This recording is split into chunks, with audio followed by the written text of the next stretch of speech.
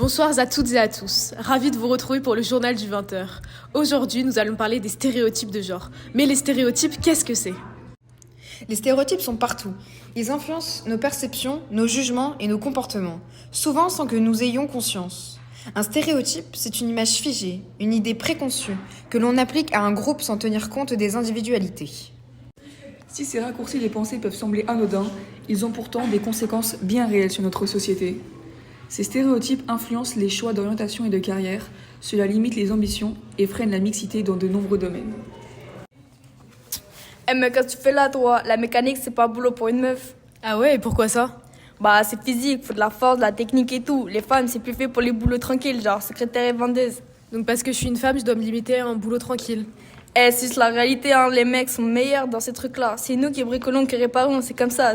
C'est pour vous gagner moins d'argent, vous.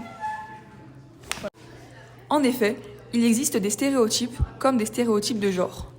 Ces stéréotypes limitent les femmes avec 15,4% d'écart de salaire et seulement 16% des emplois dans de nombreux secteurs technologiques et des freins persistants dans de nombreux domaines professionnels. Oui, mais il en existe d'autres, comme le stéréotype de culte ou bien d'origine. Nous nous retrouvons actuellement dans la cantine du lycée de Laqueuille-les-Yvelines.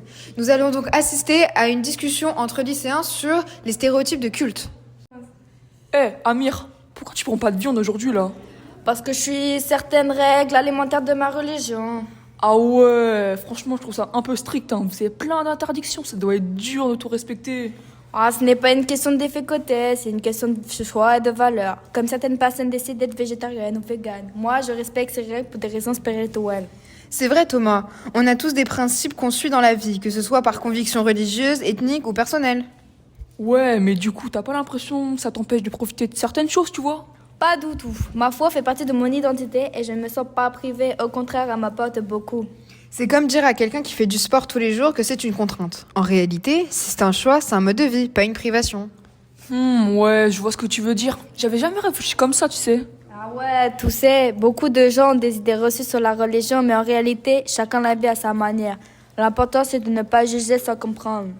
Ouais, t'as raison. Désolée si j'étais maladroite, tu sais. Je voulais pas te manquer de respect, hein. Ah, t'inquiète, t'inquiète. Les stéréotypes, c'est un peu comme des étiquettes qu'on colle sur les gens sans vraiment les connaître. Mais chacun est unique, et c'est en regardant au-delà de ces étiquettes qu'on découvre vraiment qui ils sont.